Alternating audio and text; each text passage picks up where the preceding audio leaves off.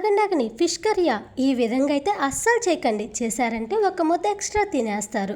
మా నాన్నమ్మ చేసే వంట మా అమ్మని అడిగి మరీ తెలుసుకుని మీకోసం తీసుకొచ్చాను. ఈ ఫిష్ కర్రీ రాక పెళ్ళైన కొత్తలో ఎన్నో ఇబ్బందులు పడేదాన్ని గాయస్. ఫైనల్లీ ఒక్కసారి తింటే సూపర్ అనిపిస్తుంది. హలో గాయస్, ఎలా ఉన్నారు? నేనైతే సూపర్ ఉన్నాను. నా వీడియోస్ కనుక మీకు నచ్చినట్లయితే ప్లీజ్ సబ్స్క్రైబ్ మై ఛానల్. ముందు ఫిష్ తీసుకుని క్లీన్ చేసి ఒక బౌల్లోకి తీసుకోవాలి. ఆ బౌల్లోకి తీసుకున్న ఫిష్కి పసుపు, ఉప్పు, కారం కలిపి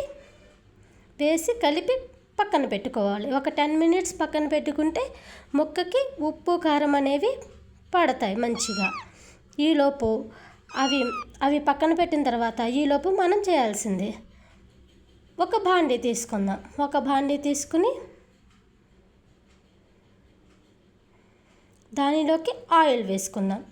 ఆయిల్ వేసుకుని ఆయిల్ వేడెక్కిన తర్వాత ఉల్లిపాయ, పచ్చిమిర్చి కట్ చేసి వేసుకుందాం.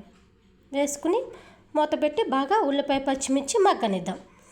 అవి మగ్గిన తర్వాత ఈలోపు మ్యాగ్నేట్ అయి ఉంటాయి కదా, ఆ ఫిష్ ముక్కలను తీసుకుని వేసేద్దాం. చాలామంది గైస్ చింతపండు పులుసు పోస్తారు, కానీ ఈ విధంగా ఒకసారి ట్రై చేసి చూడండి, చాలా సూపర్ ఉంటుంది.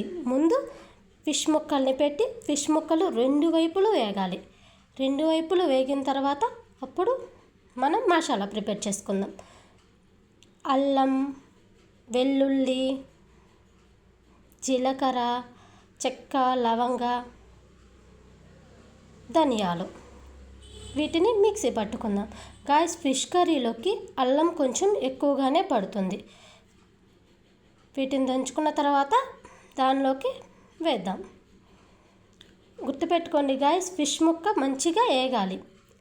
ఆ ఫిష్ ముక్క వేగిన తర్వాతనే మనం చింతపండు పులుసు పోయాలి. అల్లం అనేది కొంచెం ఫిష్ కర్రీకి ఎక్కువగానే పడుతుంది. అల్లం, వెల్లుల్లి కొంచెం ఎక్కువగానే పడుతుంది, లేదంటే నీచు వాసన వస్తుంది. సో ఇవి కొంచెం ఎక్కువగానే పడతాయి. ఈలోపు మనం చింతపండు పులుసు ప్రిపేర్ చేసుకుందాం. చింతపండు పులుసు పోసుకుందాం.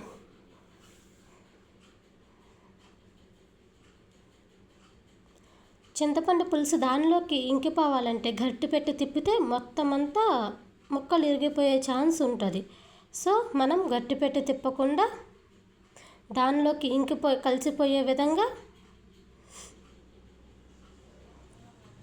మనం ఒక క్లాత్ తీసుకుని దాన్ని సరి చేద్దాం.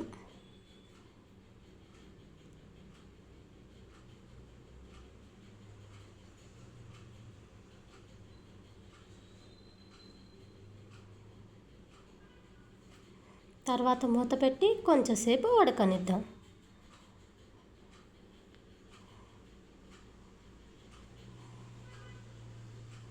ఉడికిన తర్వాత ఫిష్ మసాలా తీసుకుని వేద్దాం. తర్వాత మూత పెట్టి ఇంకొంచెంసేపు ఉడకనిద్దాం. ఉడికిన తర్వాత ఫైనల్లీ మన ఫిష్ కర్రీ రెడీ. దానిలోకి కొత్తిమీర తీసుకుని వేద్దాం.